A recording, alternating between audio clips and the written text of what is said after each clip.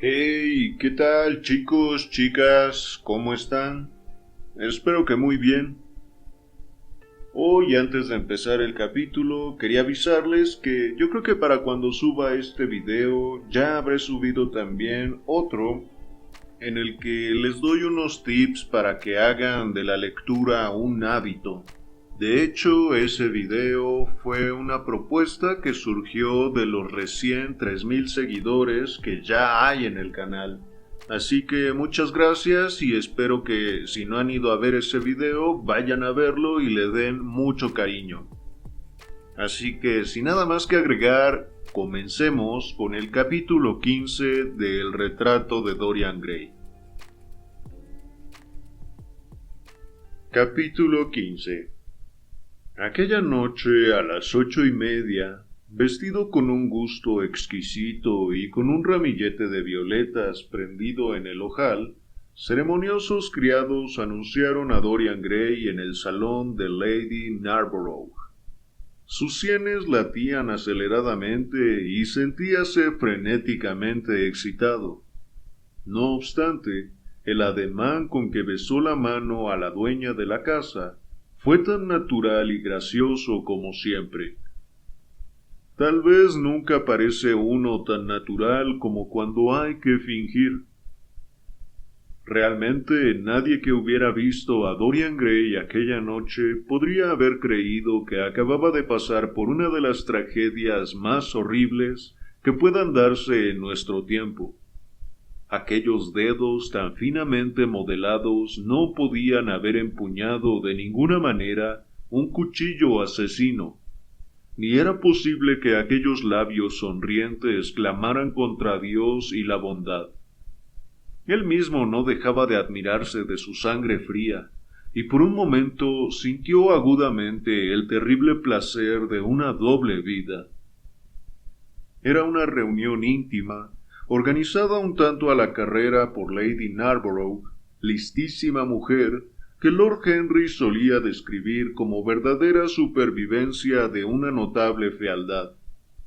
Había demostrado ser esposa excelente de uno de nuestros más aburridos embajadores, y después de haberlo enterrado apropiadamente en un mausoleo de mármol, y de haber casado a sus hijas con hombres ricos, si bien un tanto maduros, entregábase ahora a los placeres de la novela francesa, la cocina francesa y el esprit francés cuando lograba alcanzarlo. Dorian era uno de sus preferidos y siempre le estaba diciendo que se alegraba en extremo de no haberlo conocido en su juventud. «Sé, querido, que me hubiera enamorado con locura de usted», solía decirle, «y que por su culpa habría cometido los mayores disparates. Por fortuna para mí, apenas existía usted en aquel tiempo. La verdad es, por otra parte, que nunca tuve ningún flirt con nadie, de lo cual ha tenido la culpa después de todo Narborough. Era tan terriblemente corto de vista y en verdad no merece la pena engañar a quien nunca ve nada». Los invitados de aquella noche eran un poco fastidiosos. El hecho era, como explicó a Dorian, detrás de un abanico muy usado, que una de sus hijas se había presentado de pronto a pasar unos días con ella, y lo que era peor, se había traído con ella a su marido. «Me parece, amigo mío, que esto es un verdadero abuso», cuchicheó. «Claro que yo me paso con ellos todos los veranos, a mi regreso de Hamburgo, pero no hay que olvidar que una vieja como yo debe tomar aire puro de cuando en cuando. Además, yo soy en realidad quien los despierto, porque usted verá qué vida hacen allí, la vida pura y natural del campo. Levantarse temprano porque tienen mucho que hacer y acostarse temprano porque tienen muy poco en qué pensar. Desde el tiempo de la reina Isabel no ha habido un solo escándalo en toda la comarca. En consecuencia, apenas acaban de comer se quedan dormidos. No vaya a sentarse usted junto a ninguno de ellos. Siéntese a mi lado y entreténgase. Dorian dijo entre dientes un gracioso cumplido y paseó la vista por el salón. Sí, realmente era una reunión muy aburrida. Nunca había visto a dos de los invitados y el resto consistía en Ernest Harrowby, una de esas mediocridades de mediana edad, tan comunes en los círculos de Londres que no tienen enemigos, pero a los que sus amigos detestan por completo. Lady Roxton, mujer excesivamente ataviada, de unos 47 años de edad y nariz aguileña, que siempre estaba tratando de comprometerse, pero tan poco agraciada que, con gran desesperación suya, nadie creía nunca nada contra ella. La señora Erlynne, insignificante pero activísima mujer, de delicioso ceseo y rojos cabellos venecianos. Lady Alice Chapman, hija de la dueña de la casa, muchacha sosa y desaliñada, con uno de esos rostros típicamente británicos que, una vez vistos, no se recuerdan jamás, y su marido, un hombre de carrillos colorados y de blancas patillas, que, como tantos de su género, se imaginan que una frenética jovialidad puede compensar una absoluta falta de ideas. Ya estaba un tanto arrepentido de haber venido, cuando Lady Narborough, mirando el gran reloj de bronce dorado que dejaba caer sus curvas llamativas sobre la chimenea vestida de malva, exclamó: «¡Qué malvado es ese Lord Henry Wotton! ¿Por qué se retrasará de ese modo? Le avisé esta mañana por si acaso, y me prometió firmemente que no faltaría». Para Dorian fue un consuelo que Harry fuese a venir, y cuando se abrió la puerta y oyó su voz queda y musical, prestando su encanto a una insincera apología, desapareció su fastidio. Pero durante la comida no pudo probar bocado. Plato tras plato pasaron sin que él intentara saborearlos. Lady Narborough le llamó la atención por lo que ella llamaba un insulto al pobre Adolfo, que había preparado el menú especialmente para él, y Lord Henry de cuando en cuando fijaba la vista en él, sorprendido de su silencio y de aquel aire abstraído. Una y otra vez el mayordomo llenaba su copa de champán. Él bebía con avidez y su sed, al parecer, iba en aumento. «Dorian», dijo al fin Lord Henry cuando el chaud-froid fue servido a los presentes, «¿qué te pasa esta noche? ¿No eres tú?» «Me parece que está enamorado», exclamó Lady Narborough, «y no se atreve a decírmelo porque teme que me sienta celosa. Y tiene razón, seguro que lo estaría». «Querida Lady Narborough», murmuró Dorian sonriendo, «hace una semana entera que no me he enamorado. Mejor dicho, desde que Madame de Ferrol se fue de Londres». «¿Cómo podrán los hombres enamorarse de una mujer como esa?», exclamó la anciana señora. «Realmente no lo comprendo». «Sencillamente porque ella le recuerda a usted cuando era una niña, Lady Narborough», dijo Lord Henry. «No hay otro lazo de unión entre nosotros y los vestidos cortos de usted». «Ella no me recuerda en absoluto mis vestidos cortos, Lord Henry, pero en cambio yo recuerdo muy bien a Madame de Ferrol cuando estaba en Viena, así como la escotada que iba entonces». «Y que va todavía», exclamó él, tomando una aceituna con sus dedos afilados. «Cuando se viste muy bien, parece una edición de lujo de una mala novela francesa. Realmente es una mujer maravillosa y toda llena de sorpresas. Su capacidad de cariño familiar es extraordinaria. Cuando murió su tercer esposo, sus cabellos se volvieron completamente dorados de tanto dolor. —¡Harry! —exclamó Dorian—, ¿cómo puedes hablar así? —Es una explicación muy romántica —dijo riéndose la dueña de la casa—. Pero su tercer marido, Lord Henry, ¿quiere usted decir que Ferrol es el cuarto? —Eso es, Lady Narborough. —No puedo creer una palabra de eso. —Bien, pregúntele al señor Grey, que es uno de sus más íntimos amigos. —¿Es cierto, señor Grey? —Así me lo ha asegurado ella, Lady Narborough —dijo Dorian—. Yo le pregunté si conservaba sus corazones embalsamados como Margarita de Navarra y los llevaba colgados del cinturón. Ella me dijo que no, puesto que ninguno de ellos tenía corazón. 4 maridos. Palabra. Es demasiado apego. Demasiada audacia, le dije yo, replicó Dorian. Oh, le sobra audacia para eso, amigo mío. ¿Y cómo es Ferrol? No lo conozco. Los maridos de las mujeres tan bellas pertenecen a las clases criminales, dijo Lord Henry, apurando a sorbitos su copa de vino. Lady Narborough le dio un golpecito con el abanico. No me extraña en absoluto que diga el mundo que usted es muy malo. Pero, ¿qué mundo dice eso?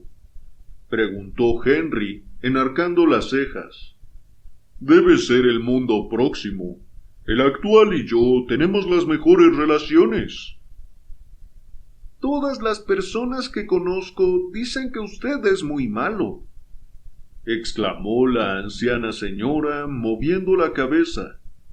Lord Henry pareció ponerse serio unos instantes.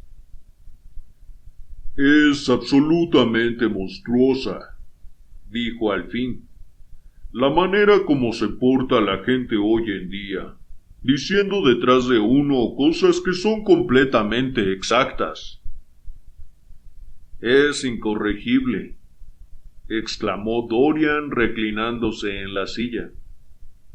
Así lo espero, dijo Lady Narborough echándose a reír.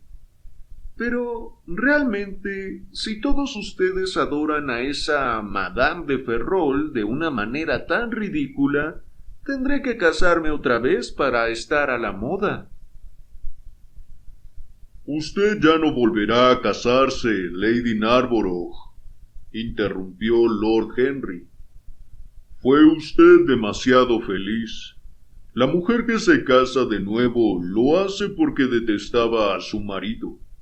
El hombre que vuelve a casarse es porque adoraba a su primera mujer. Las mujeres prueban suerte. Los hombres arriesgan la suya. Narborough no era perfecto, gritó la anciana. De haberlo sido, no lo habría amado usted tanto, mi querida señora, respondió Lord Henry. Las mujeres nos aman por nuestros defectos. Si tuviéramos bastantes, nos perdonarían todo, aun nuestra inteligencia. Después de lo que estoy diciendo, temo que no vuelva usted a invitarme a comer, Lady Narborough, pero es la verdad lisa y llana. Claro que es verdad, Lord Henry. Si las mujeres no les amásemos a ustedes por sus defectos, ¿qué sería de ustedes? No habría ninguno que se casase. Serían una colección de desdichados solterones. Esto, desde luego, no tendría gran influencia en ustedes. Hoy todos los hombres casados viven como solteros, y todos los solteros como casados. Fin de siècle, murmuró Lord Henry. Fin du globe, replicó la dueña de la casa. Ojalá fuera el fin du globe, dijo Dorian, exhalando un suspiro. La vida no es más que un gran desengaño. ¡Ay, querido!, exclamó Lady Narborough, poniéndose los guantes. No me diga que ha agotado usted la vida. Cuando un hombre habla así, es que la vida le ha agotado a él. Lord Henry es un hombre muy malo, y a veces lamento no haberlo sido yo también. Pero usted ha nacido para ser bueno. ¿Tiene usted un aire de bueno? Tengo que buscarle a usted una mujer bonita. ¿No cree usted, Lord Henry, que el señor Grey debía casarse? Siempre le estoy diciendo eso, Lady Narborough, repuso Lord Henry, haciendo una reverencia. Bien, entonces tenemos que buscarle un buen partido. Esta noche voy a examinar detenidamente el Debré y prepararé una lista de todas las muchachas elegibles. ¿Haciendo constar sus edades, Lady Narborough?, preguntó Dorian. Claro que sí, con sus edades anotadas al correr de la pluma. Pero no, será mejor no precipitarse demasiado.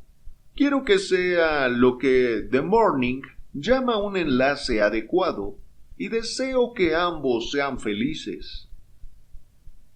¿Qué de tonterías se dicen de los matrimonios felices?, exclamó Lord Henry. Un hombre puede ser feliz con cualquier mujer mientras no se enamore de ella. ¡Ah! ¡Qué cínico es!, dijo la anciana señora, echando su silla hacia atrás y haciendo una seña con la cabeza a Lady Ruxton. Vuelva usted a comer pronto conmigo. Realmente es usted un tónico admirable. Mucho mejor que el que me ha recetado Sir Andrew. Pero tiene que hacerme la lista de personas que le gustaría invitar a usted. Quiero que la reunión sea deliciosa. Me agradan los hombres que tienen un futuro y las mujeres que tienen un pasado, contestó Lord Henry. ¿O cree usted que resultaría una reunión de mujeres? Lo temo, dijo ella, riendo y levantándose. Mil perdones, mi querida Lady Ruxton, agregó.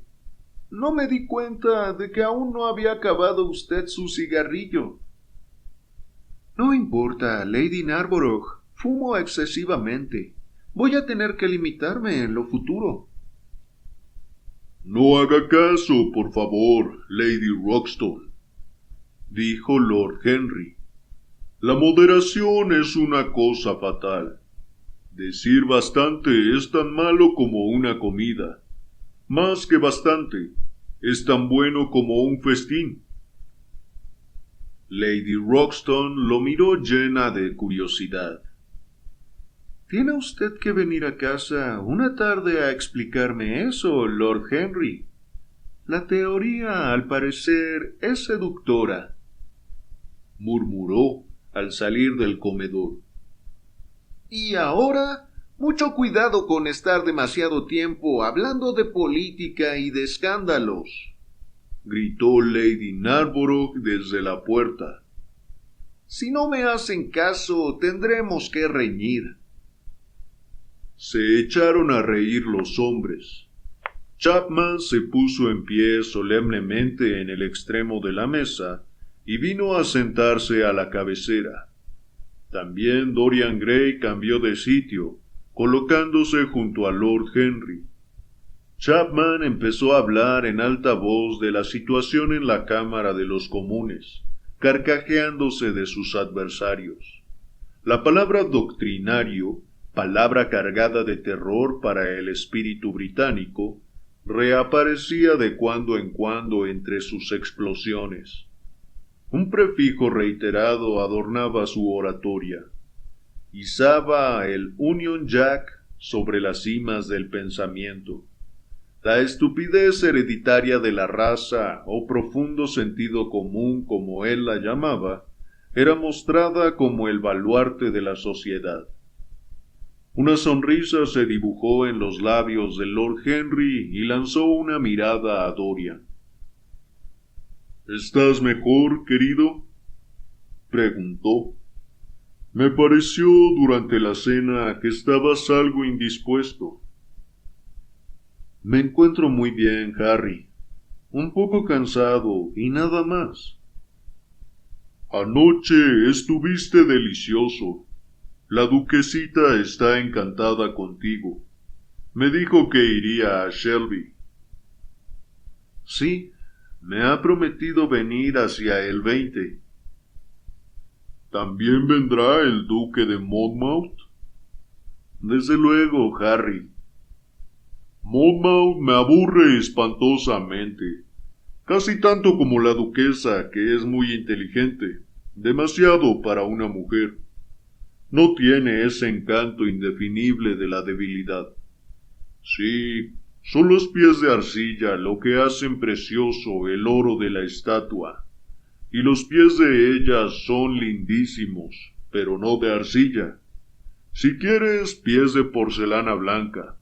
Han pasado a través de las llamas y lo que no destruye el fuego lo endurece. Y experiencia ha tenido bastante. ¿Cuánto tiempo hace que está casada? Preguntó Dorian. Una eternidad, según me ha dicho ella. Pero me parece, ateniéndome al Peerage, que hace 10 años, ahora bien, 10 años con Monmouth, deben haber sido como una eternidad. ¿Y quién más va a ir? Oh, los Willoughbys, Lord Rugby y su mujer, Lady Narborough, Geoffrey Clouston, los de costumbre. También he invitado a Lord Gotryan. Me agrada dijo Lord Henry. A mucha gente no, pero yo lo encuentro encantador. Su manera de vestir, demasiado rebuscada a veces, excusa su educación excesivamente perfecta. Es un verdadero tipo moderno. No sé si podrá venir, Harry. Tal vez tenga que acompañar a su padre a Montecarlo. La familia siempre es un estorbo.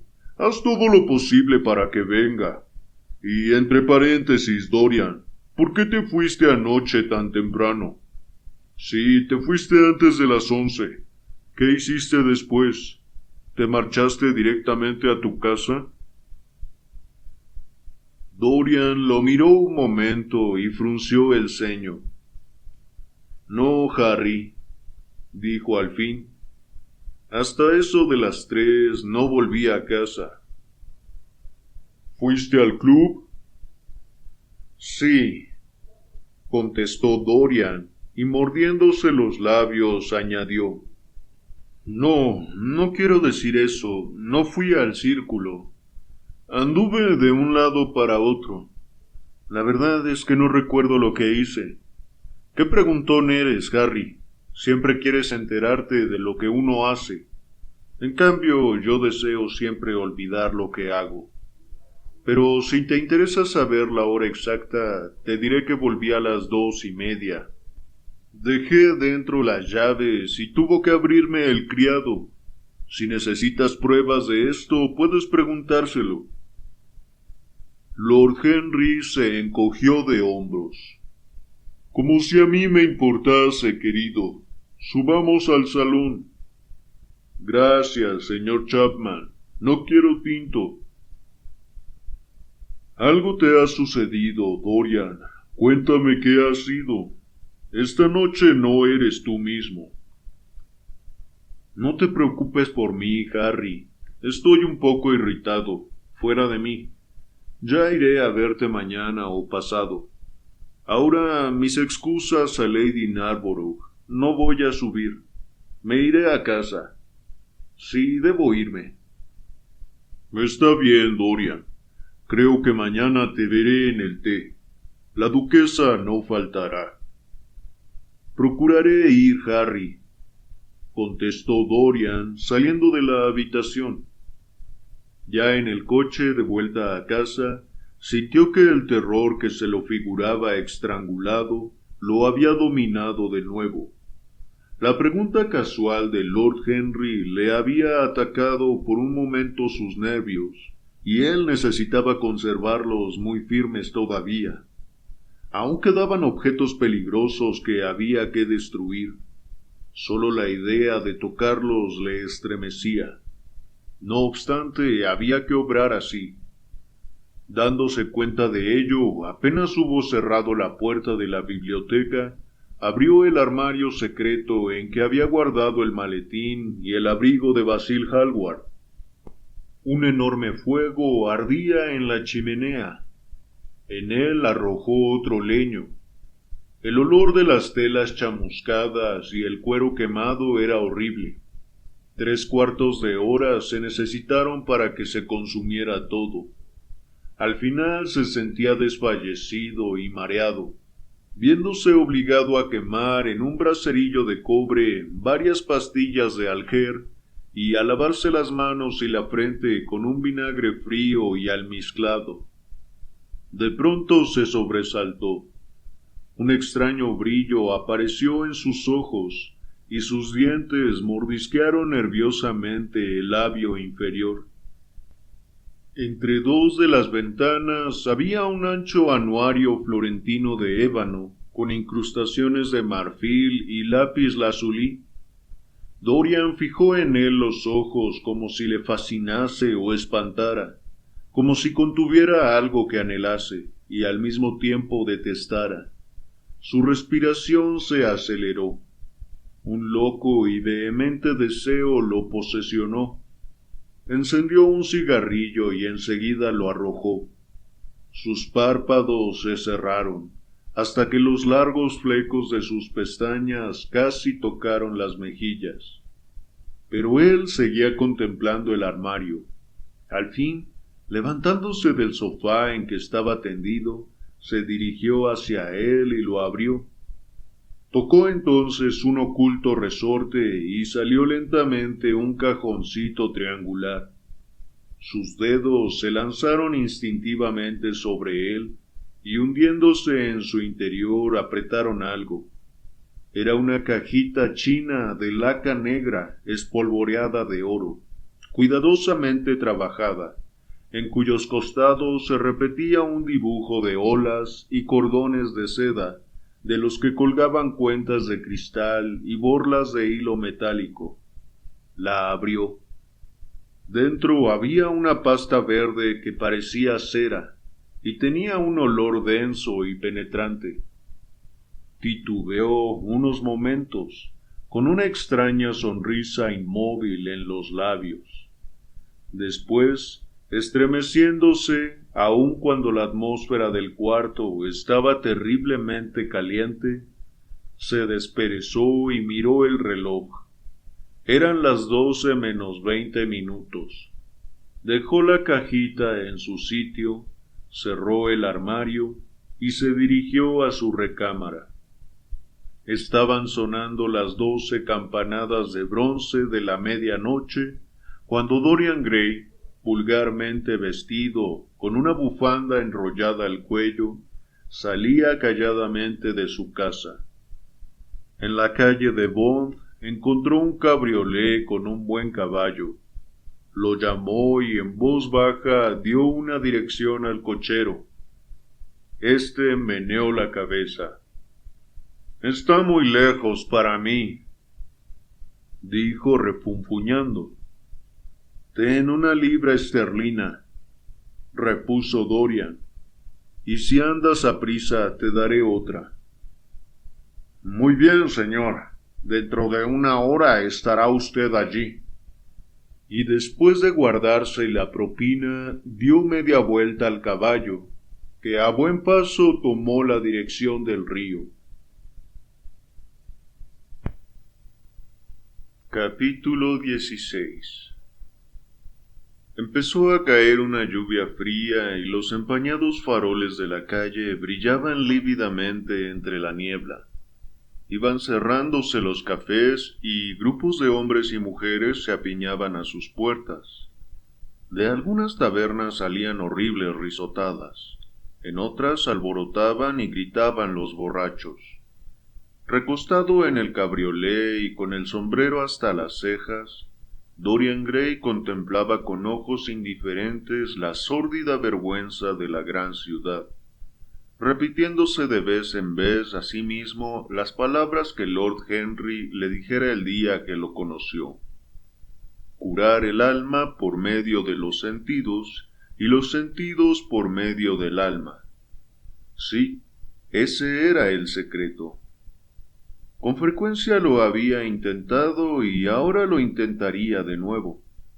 Había fumaderos de opio donde se podía comprar el olvido, antros de horror donde podía destruirse la memoria de los viejos pecados con la locura de los pecados presentes.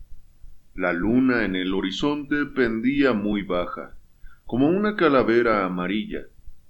De cuando en cuando una enorme nube informe alargaba un brazo y la ocultaba. Cada vez había menos mecheros de gas y las calles eran más estrechas y lóbregas. El cochero se perdió y tuvo que retroceder media milla para encontrar el camino. Una especie de vaho se elevaba del caballo cuando éste chapoteaba en los charcos. Los cristales laterales del cabriolé estaban tapados con la guata gris de la niebla. Curar el alma por medio de los sentidos y los sentidos por medio del alma. ¿Cómo sonaban estas palabras en sus oídos? Sí, su alma estaba mortalmente enferma. ¿Sería verdad que los sentidos podrían curarla? Él había derramado sangre inocente. ¿Cómo podía expiar aquello? Ay, para aquello no había expiación, pero aunque el perdón era imposible, todavía era posible el olvido, y él estaba decidido a olvidar, a extirpar aquello, a aplastarlo, como se aplastaría a una víbora que nos hubiera mordido. Verdaderamente, ¿qué derecho tenía Basil a hablarle como lo había hecho? ¿Quién lo mandó a erigirse en juez de la conducta ajena? Le había dicho cosas tremendas, horrorosas, que no se podían aguantar. El coche caminaba penosamente, cada vez más despacio. Al menos así le parecía a él. Abriendo la trampilla, gritó al cochero que apresurara el paso.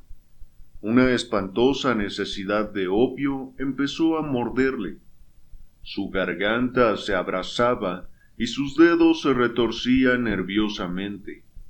Con su bastón empezó a golpear al caballo furiosamente. El cochero se echó a reír y lo fustigó. Él entonces rió también a manera de respuesta y el hombre cayó. El camino parecía interminable y la calle semejaba la tela negra de una araña invisible. La monotonía se hizo insoportable, y al hacerse más espesa la niebla, sintió miedo.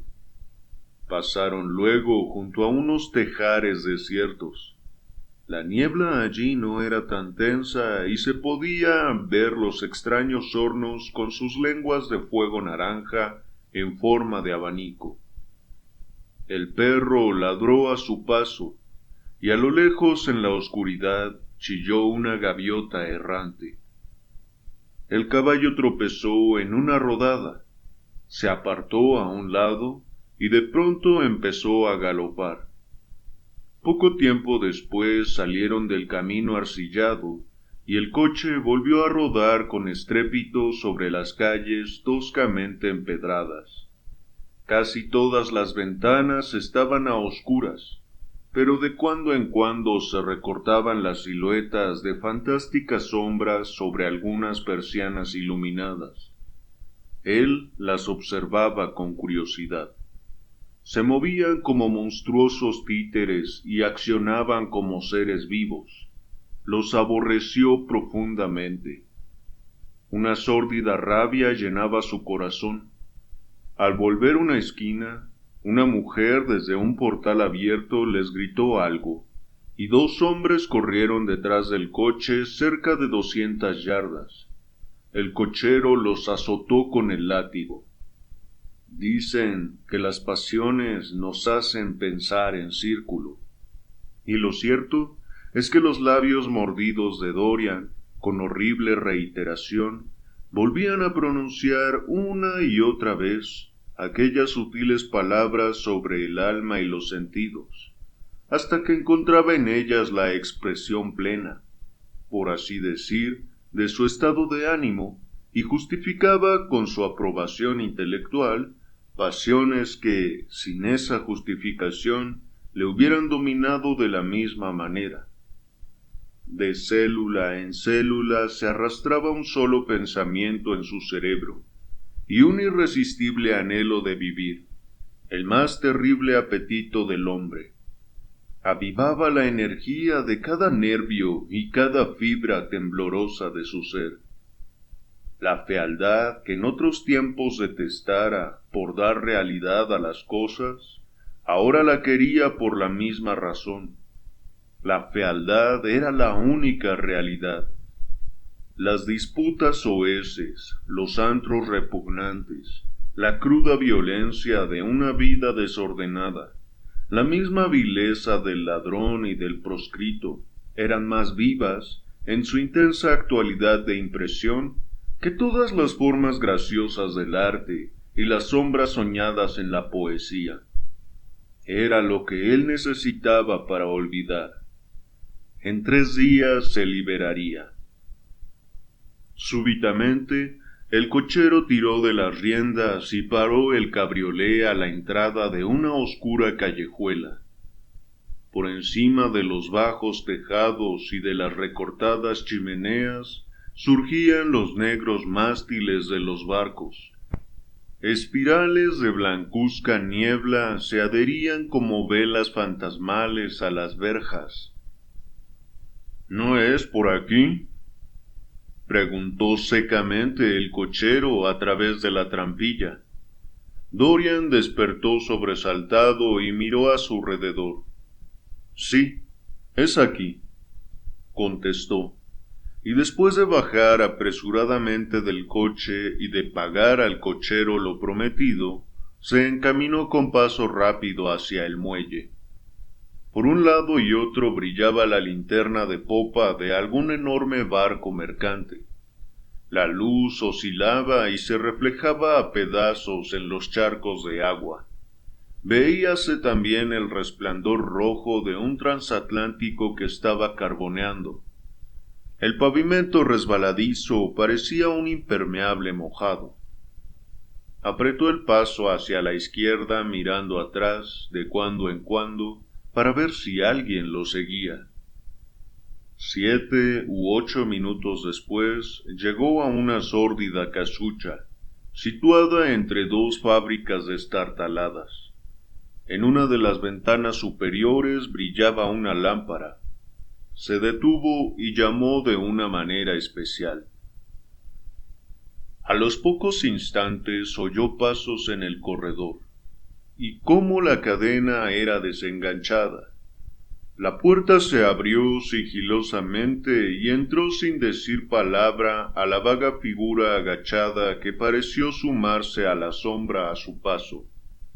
En un extremo de la estancia colgaba una cortina verde y andrajosa que se agitaba y oscilaba con el borrascoso viento que tras él había entrado de la calle.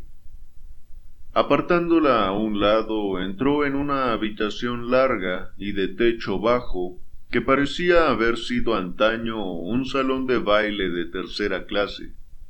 Numerosos mecheros de gas, de luz resplandeciente, colgaban todo alrededor empañando y deformando los espejos moteados de huevos de mosca que tenían enfrente. Los grasientos reflectores con salientes de estaño parecían palpitantes discos de luz. El piso estaba cubierto de un aserrín ocre, salpicado aquí y allí de barro y manchado de licores derramados. Unos malayos, en cuclillas junto a un hornillo de carbón de leña, jugaban con fichas de hueso, enseñando al hablar sus dientes blancos. En un rincón, con la cabeza escondida entre las manos, un marinero aparecía tendido sobre una mesa, y delante del mostrador, pintado de chillones colores, que ocupaba todo un lado, estaban en pie dos mujeres macilentas que se burlaban en aquel momento de un viejo que cepillaba las mangas de su abrigo con expresión de asco. «Cree que tiene hormigas rojas», dijo una de ellas, echándose a reír al pasar Dorian. El viejo la miró con terror y empezó a lloriquear. Al extremo de la estancia había una escalerilla que llevaba a otra habitación a oscuras. En cuanto hubo subido los 3 peldaños desbaratados, salió a su encuentro el pesado olor del opio. Lanzó un hondo suspiro y las ventanas de su nariz se estremecieron de placer.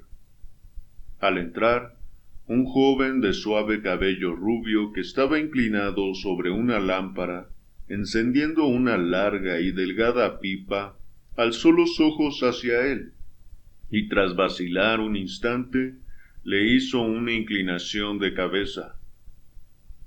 «¿Adrián? ¿Tú aquí?», murmuró Dorian. «¿Dónde si no podía estar?», contestó el joven negligentemente. «Nadie quiere ya nada conmigo. Creí que te habías ido a Inglaterra». «Darlington no hace nada por mí. Mi hermano aceptó al fin el pagaré. Jorge no quiere cruzar ni una palabra conmigo. No me importa», agregó suspirando. «Mientras tenga esta droga, ¿para qué quiero los amigos? Demasiados amigos he tenido».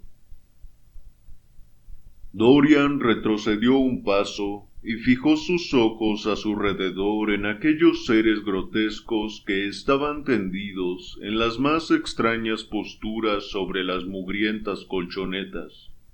Los miembros retorcidos, las bocas abiertas, los ojos fijos y apagados le fascinaban. Él sabía en qué extraños cielos estaban sufriendo, y qué espantosos infiernos les estaban enseñando el secreto de algún nuevo placer. Todos eran más felices que él.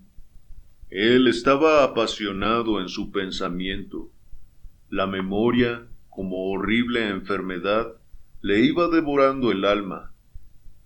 De cuando en cuando creía ver los ojos de Basil Hallward mirándole. Sin embargo, se daba cuenta de que no era posible continuar allí. La presencia de Adrián Singleton le molestaba. Deseaba estar donde nadie pudiera reconocerle. Deseaba huir de sí mismo. «Me voy a otra parte», dijo al fin, después de una pausa.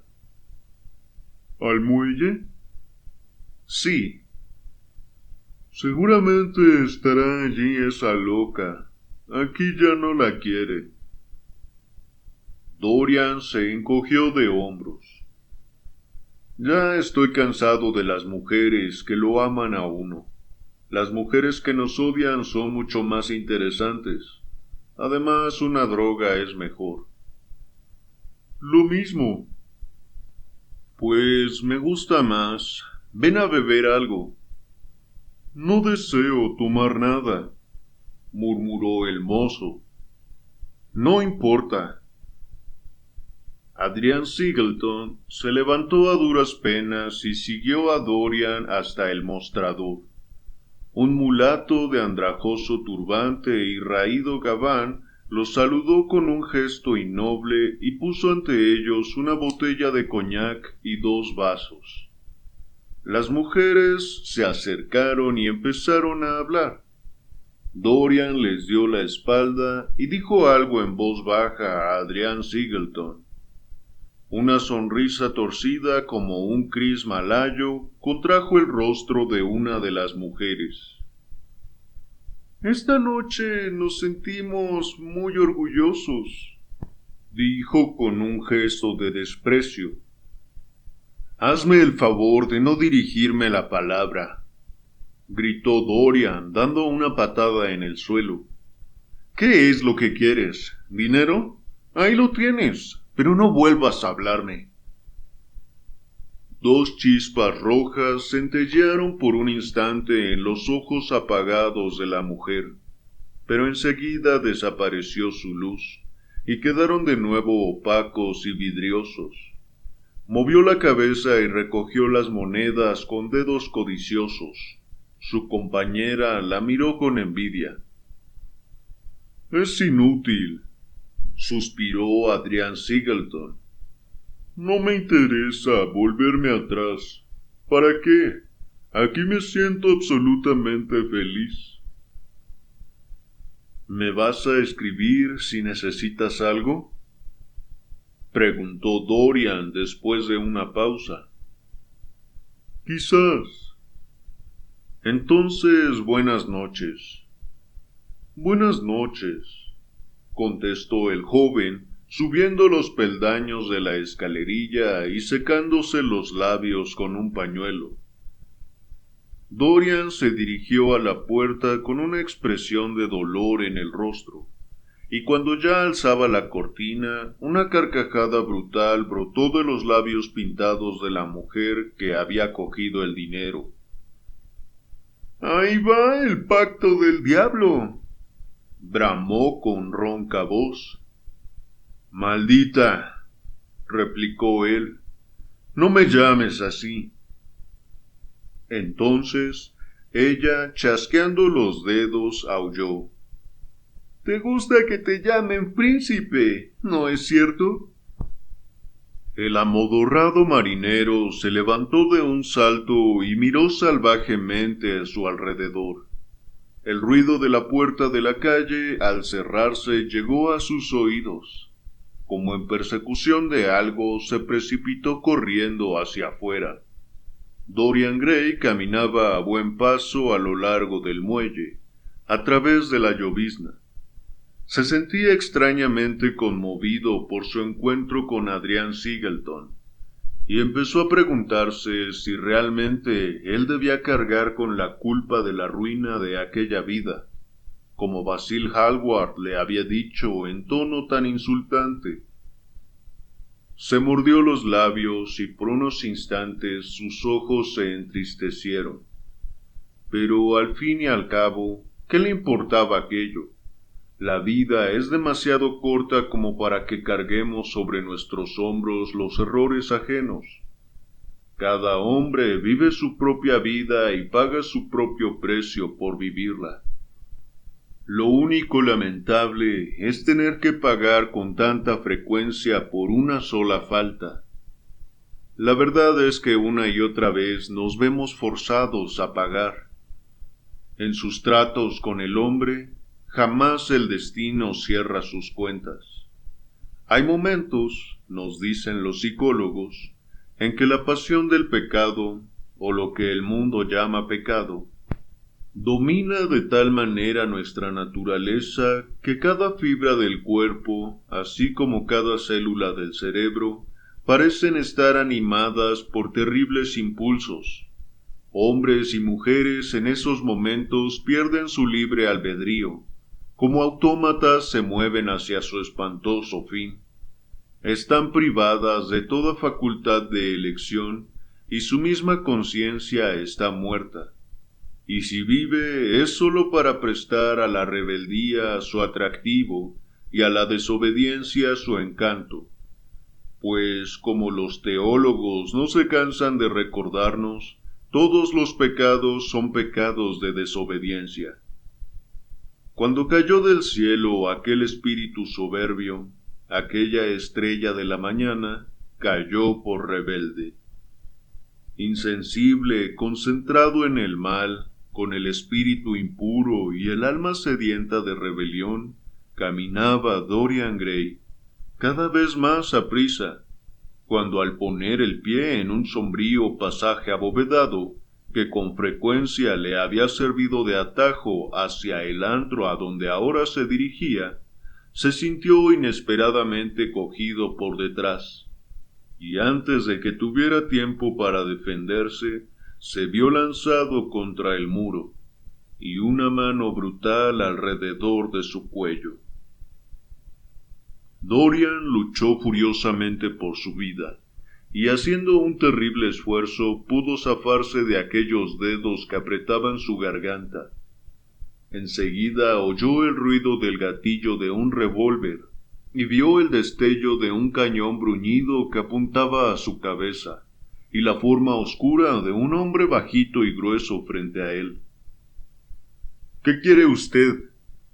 —balbuceó. —¡Quieto! —ordenó el hombre. Si te mueves lo más mínimo, te mato. —¿Está usted loco? ¿Qué le he hecho yo? Tú destruiste la vida de Sybil Vane, fue la respuesta. Y Sybil Vane era mi hermana. Ella se suicidó, lo sé, pero tú fuiste el culpable de su muerte. Yo había jurado matarte para vengarla. Años enteros he estado buscándote, pero no tenía ninguna pista, ninguna huella. Las dos personas que hubieran podido decir cómo eras murieron. Yo solo sabía de ti el nombre con que ella solía llamarte. Esta noche lo he oído pronunciar casualmente. El príncipe. Ponte bien con Dios, porque esta noche vas a morir. Dorian se sintió desfallecer de miedo. Jamás he conocido a esa mujer, tartamudeó. Nunca he oído hablar de ella. Usted está loco. Harías mejor en confesar tu delito, pues como me llamo James Vane, vas a morir. El momento era terrible. Dorian no sabía qué hacer ni decir. —Arrodíllate —gruñó aquel hombre—. Te doy 1 minuto para que te pongas bien con Dios. 1 nada más. Esta noche me marcho para la India, y no quiero irme sin dejar ajustada antes esta cuenta. 1 minuto, es todo. Los brazos de Dorian se desplomaron. Paralizado de terror, no sabía qué hacer. De pronto, una loca esperanza relampagueó en su espíritu. —¡Basta! —gritó. ¿Cuánto tiempo hace que murió tu hermana? Dímelo, pronto. 18 años, replicó el hombre. ¿Por qué me lo preguntas? ¿Qué importan los años que haga? 18, exclamó Dorian riéndose y con un dejo de triunfo en la voz. 18 años. Déjeme ponerme bajo el farol y vea mi cara. James Vane titubeó un momento sin comprender qué significaba aquello. Luego cogió a Dorian Gray y lo arrastró fuera del pasaje. La luz del farol que el viento agitaba era débil y vacilante. No obstante, le sirvió al marinero para sacarle del terrible error. Al menos así le pareció, en que había caído, pues el rostro del hombre que había querido matar tenía toda la lozanía de la infancia, toda la pureza inmaculada de la juventud. Parecía un jovenzuelo de poco más de 20 primaveras, apenas mayor de lo que era su hermana cuando se separó de ella hacía ya muchos años. Era evidente que aquel no era el hombre que había destruido la vida de Sybil. Lo soltó entonces y retrocedió tambaleándose. ¡Dios mío! ¡Dios mío!, gritó. Por poco si le mato. Dorian lanzó un hondo suspiro. Sí, ha faltado un pelo para que usted cometa un crimen horrible, amigo mío, dijo, mirándole severamente. Que esto le sirva de advertencia para no tratar de hacerse justicia por su propia mano. Perdóneme, señor, refunfuñó James Vane. Me han engañado. Una palabra oída por casualidad en esa maldita taberna me puso en esta pista falsa. Haría usted mejor en irse a su casa y en dejar allí ese revólver, que pudiera traerle algunos quebraderos de cabeza, dijo Dorian dando una media vuelta y alejándose lentamente calle abajo. James Vane se había quedado aterrado en medio del pavimento. Estaba temblando de la cabeza a los pies.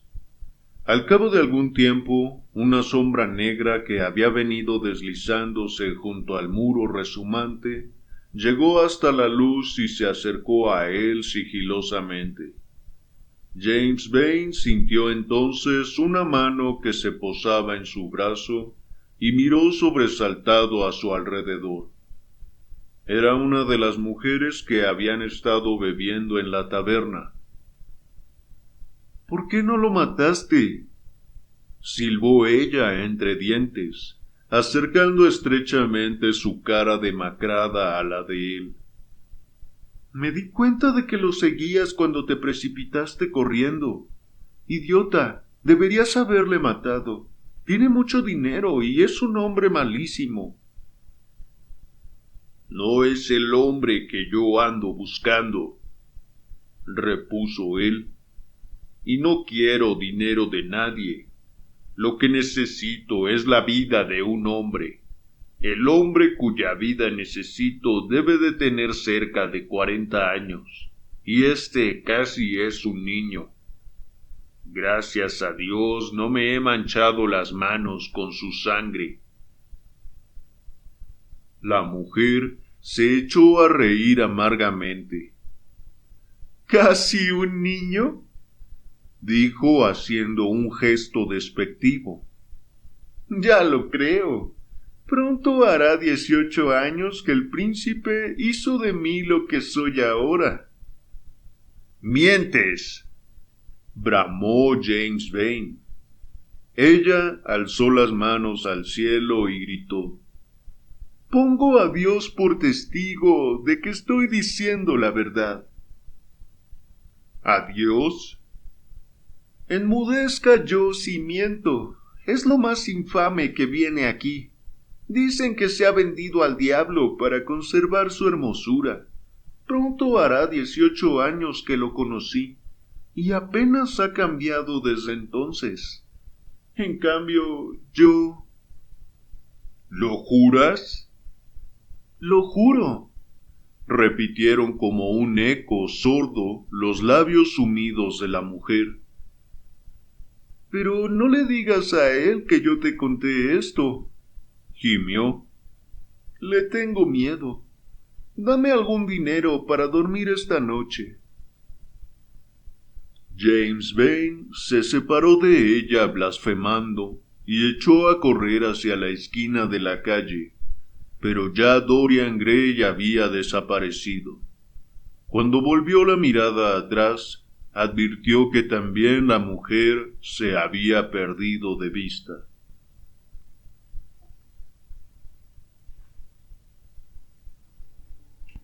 Bueno, chicos, chicas, hasta aquí la lectura del día de hoy.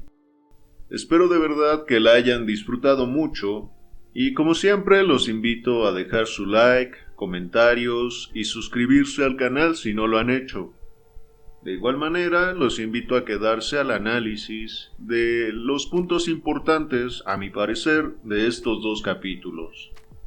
Desde un punto de vista psicológico, creo que es importante analizar el cómo Dorian Poco a poco se va sintiendo cada vez más perseguido, cada vez un poco más culpable, y estos pensamientos que al principio eran muy fríos y calculadores, poco a poco van tomando un tinte más persecutorio y nos vamos dando cuenta de cómo sus mecanismos de defensa van siendo insuficientes para este acto de asesinar a Basil. De alguna forma, antes Dorian Gray ya cometía actos o pecados, como los llama el autor, que infringían ciertos preceptos o creencias de lo moral y lo ético establecido en Londres de aquel tiempo. Si él transgredía este sistema de creencias y de moral que ya estaba establecido ahí, quizás no había mucho daño a terceros. Quizás simplemente se salía de la norma y le daba un placer en mayor o menor medida dañino para su propia persona, para su propia salud, para su propio cuerpo físico, a lo mejor. Tal vez también podríamos decir que un poco para su mente. Sin embargo, acá lo que está ocurriendo es que no solo se transgredió un sistema moral o de creencias, sino que se transgredió algo físico y a un tercero. Se asesinó a Basil Hallward en esta ocasión. Y vemos cómo él, en la fiesta a la que acude, se va sintiendo al principio muy cómodo. De hecho, él mismo se sorprende de poder fingir, de poder ser tan gracioso, tan amable, tan cortés como lo es de manera cotidiana con todas las damas de aquella época. Pero conforme avanza la noche, él se va sintiendo cada vez más incómodo. Esta plática que tiene a la mesa con Lord Henry y Lady Narborough, de repente se va volviendo para él un tema poco interesante. De hecho, a través de sus propias aportaciones a esta plática, se va trasluciendo o vamos vislumbrando algunos aspectos algo depresivos, algo desentonados con el ambiente que ahí se maneja. Él empieza a decir, ojalá fuera el fin du globe, es decir, ojalá fuera el fin del mundo. Dice, la vida no es más que un gran desengaño.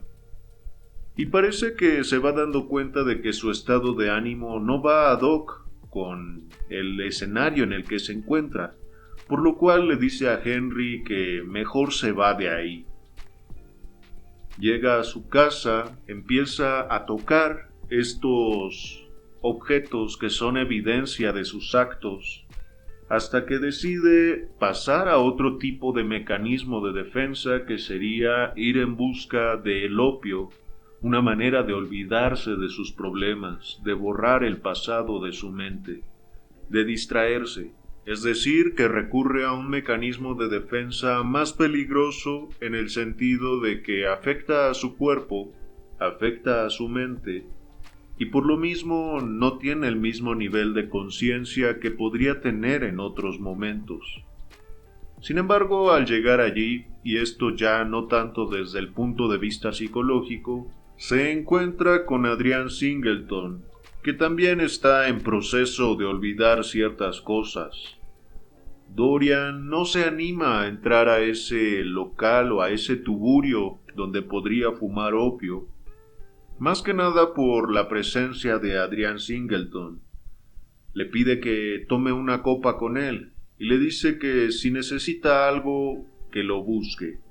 Sin embargo, se va después, y aquí viene un giro literario que a mí me pareció muy interesante y que me sorprendió.